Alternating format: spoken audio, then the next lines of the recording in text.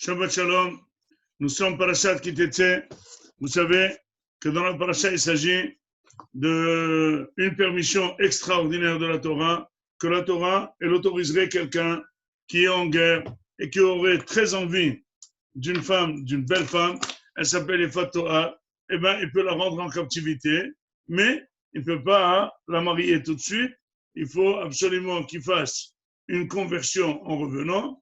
Ça commence par pleurer ses parents pendant 1 mois, et après, il la convertit, et après, il va la marier. Et disent les Mefarshim, pourquoi finalement la Torah aurait permis? Il dit parce que dans ce cas, la personne, quand elle a très envie, elle est en période de stress et de guerre, si jamais on ne la permet pas de nous-mêmes, de manière permise, il va le faire de manière interdite. Donc la Torah, elle a dit, il vaut mieux permettre que interdire. Or, ici, finalement, ça porterait peut-être ouverture à tous les interdits de la Torah. Si tu vois quelqu'un qui va transgresser Shabbat, c'est-à-dire il vaut mieux lui permettre Shabbat, dire que c'est moutarde de rouler, c'est moutarde de cuire, parce que sinon il va cuire de façon par interdit. Eh bien non, c'est pas le cas. C'est dans seulement cet interdit très précis que la Torah a permis, et il n'y a aucun autre interdit que la personne pourrait dire, voilà, permets-moi, sinon je vais le faire par interdit. Non, c'est toutes les autres choses, la Torah connaît l'homme, le Créateur connaît sa création, et que la personne peut toujours contrôler les situations, et peut contrôler tous les interdits, et peut s'interdire tous les interdits, et s'il ne le fait pas, eh ben, il sera puni, il ne pourra pas invoquer force majeure que j'étais dépassé, l'envie était plus forte que moi, et c'est pour ça que j'ai fait cette faute. Non, c'est dans ce cas, justement, la Torah, elle te montre ce cas précis pour te dire, voilà, ce cas, je l'admets, d'autres cas, je ne les admets pas. Mais l'objet de notre rachat, il est un petit peu plus profond que ça. C'est marqué que tu vas après haïr cette femme et tu vas la divorcer. C'est pourquoi, tout simplement, la bataille, aujourd'hui, nous voyons que les divorces se multiplient. Et pourquoi les divorces se multiplient? Parce que les mariages se multiplient de manière hâtive et ne se font pas de manière pensée, ils se font plutôt par le coup de foudre. On voit très bien un couple qui ne marche pas, un couple qui ne s'accole pas, d'origines différentes, de comportements différents, de niveaux différents, qui veulent tout de même se marier. Et on ne comprend pas comment ils peuvent vivre ensemble.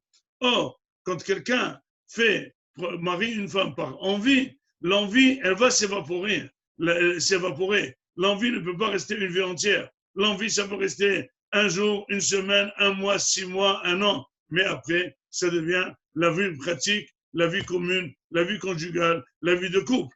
Tout celui qui prend une femme, qui la marie parce qu'il a eu un coup de foudre, il finit par la haïr. Et quand il a fini par la haïr, ça c'est la deuxième paracha qui est marquée. La troisième paracha qui est marquée, que quand quelqu'un il a un ben sorel ou moré. C'est quoi un ben sorel ou moré? C'est un enfant qui a entre 13 ans et 13 ans et 3 mois. Il est entre ben et entre ish. Et il se permet de la viande, il se permet du vin, il se permet des envies. La Torah a dit, les parents vont lui dire, attention, c'est interdit, il ne faut pas trop aller vers les envies, il ne faut pas aller dévier vers les... Parce qu'aujourd'hui, tu as de l'argent pour te permettre de la viande, aujourd'hui, tu as de l'argent pour te permettre le vin, aujourd'hui, tu as de la viande, tu as de l'argent pour te permettre les cigarettes grasses, mais après, demain, tu ne vas pas les avoir. Tu vas aller voler, tu vas tuer des personnes pour satisfaire tes envies. Alors la Torah, elle dit, il vaut mieux le tuer, si jamais après avertissement du Bédine et des parents, il vaut mieux le tuer maintenant, tant qu'il les accueille, et ne pas attendre qu'il fasse des fautes. Bien que, normalement, la personne, elle est jugée en fonction de son état actuel, même si l'état futur va faire des fautes, mais quand on voit que la ligne tracée de la personne, elle va vers la faute, et c'est sûr qu'il va faire des massacres, ce monsieur, il vaut mieux le tuer à l'âge de 13 ans, tout le monde va le lapider et il mérite la mort. Tout ça pour dire à la bataille. Comment cet enfant il est né? Cet enfant, dit le Midrash, il est né d'un mariage qui a comme base l'envie. Quand le papa il a des envies très très fortes, sachez que c'est héréditaire. La Mishnah dit dans Eduyot Mishnah Tet que l'homme fait hériter à ses enfants 5 choses. Il leur fait hériter l'argent, il leur fait hériter l'âge. La personne meurt 5 ans, plus ou moins 5 ans, l'âge de son père, peut-être de sa mère, mais plus de son père. La personne hérite la force de son père, la personne hérite la beauté du père, et la personne hérite la hokma, les midot du père. Les comportements sont les comportements du père. Or, un papa qui est parti en guerre, c'est vrai que c'était un tzaddik, mais il a eu des envies terribles. Il ne pouvait pas s'en passer jusqu'à ce qu'il a pris une goya, il l'a converti.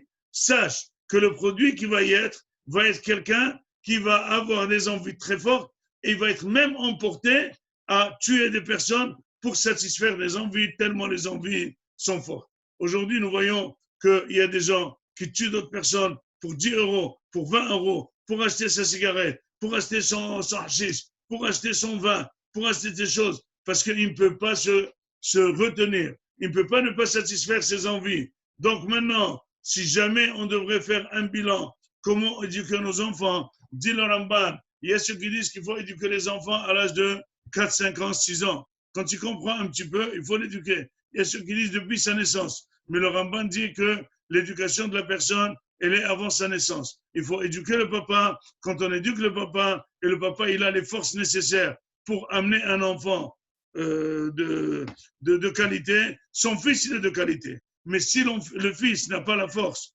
de contrôler ses midot, eh bien l'enfant n'est pas là. Une fois, j'ai donné une dracha dans un endroit où il y avait une centaine de personnes sur le Kaas. J'ai parlé pendant 1 heure du Kaas. Exemple, contre-exemple, les Gmarot et tout. À la fin, il y a un monsieur qui a dit, Rav, je dois te parler.